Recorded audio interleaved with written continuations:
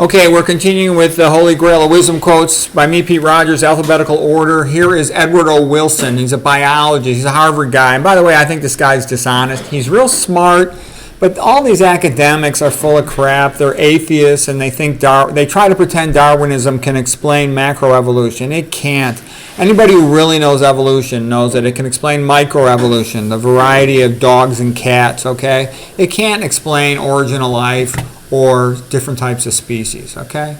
Here's some quotes from Woodrow Wilson. He says, "We are drowning in information while starving for wisdom. The world henceforth will be run by synthesizers, people able to put together the right information at the right time, to think critically about it, and to make important choices wisely." Now that's a crock of BS. That's what everybody likes to pretend. The world's not run by smart people. The world is run by rich people, and they want the world to do whatever they want. Okay, they want unlimited, women in their bed. They want unlimited power, and they're going to destroy anything that gets in the way of that, including Christianity, common decency, art, churches, you name it. Okay, that's what runs the world. So, these atheists like to pretend things are getting better. Things are much worse, okay, than they were when I was growing up. Edward Wilson continues, "Natural selection occurs at both the individual level and the group level. Competition is intense amongst humans, and within a group, the selfish individual always wins." Yeah, basically, you become a better student if you're selfish and you put all your time on studying instead of other distractions, okay? Like spending time with your girlfriend or something, okay? On the other hand, in competition between groups, the groups that are altruistic with each other within their group, they win over selfish groups. And so what that gets at is, if you think about it, look at white Christians, okay? They're very individualistic, and that's partly why they have incredibly high levels of creativity, but it's also why they don't help each other, they don't support each other, and because of that, their numbers are being progressively diminished until they're headed towards extinction, basically. Whereas if you look at other ethnic groups where they support each other and help each other, they're doing quite well. And you can see it if you go to the books. You go to Amazon Books, okay? And you see authors from some ethnic groups. As soon as they publish a book, boom, they got 50 reviews. Whereas somebody like me, I'm from low-life ethnic groups, Puerto Ricans, they don't support me at all. I don't get any reviews from them. And the Irish think they're Americans even though everybody hates them. And they don't write reviews for me either. And then the people go, "Oh, no, we like the Irish. We like St. Patrick's Day." Yeah, fine, but where is anybody supporting Ireland right now? The people of Ireland are being then you know what word comes next, the word sided. Nobody's supporting, nobody's helping them. They think the Irish are scum. The Irish have been slaves to the British for over 1,000 years, and now they're being removed from the population, from the world, and no one cares. It's unfortunate. Okay, Edward Wilson, language is the greatest achievement of humans. I would agree with that. That's the most distinctive things about us is we got language, and also we have the ability to write and to read, so we can put stuff down in a book and therefore pass it on to the next generation. Other animals don't pass anything on to the next generation in a significant way. There's no progress. Edward Wilson, old beliefs die hard, even when demonstrably false. People would rather believe than know.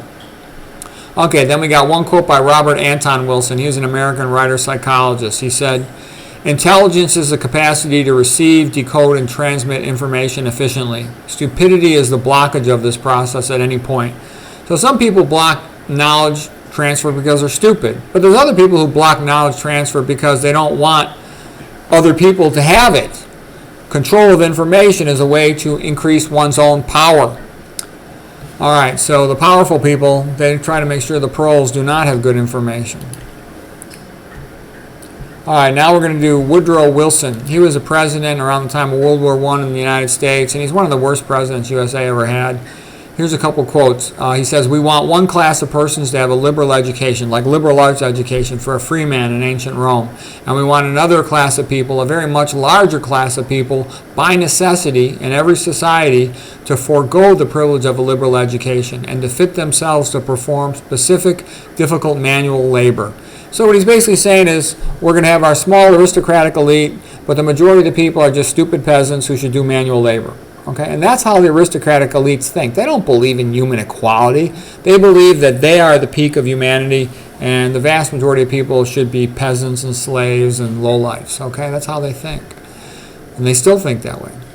Woodrow Wilson continues, "There was a time when corporations played a minor part in our business affairs, but now they play the chief part, and most men are servants of corporations.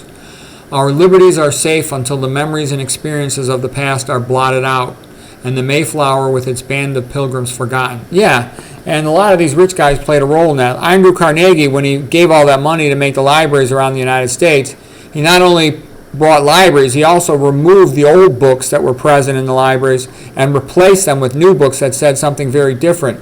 This is all part of controlling information to trick the stupid proles to de-Christianize the United States. And it's getting worse now with artificial intelligence, their method of destructive copying of books. They take these old books, rare books, sometimes only one copy in the world, they remove the hardcover, and then they scan all the individual pages, and then they destroy the paper version. So that information is being hidden from the public. It might never be released to the public ever again. And that's how they de-Christianize the United States. That you're going to, the United States was founded by Christians, okay? The vast majority of people are all devoutly Christian. So now they're going to say, oh, it wasn't founded by Christians. They're going to do a whole bunch of stuff like that. So it's good to have hard copies of books. That's how you can keep information preserved. Anyways, I hope you found this helpful.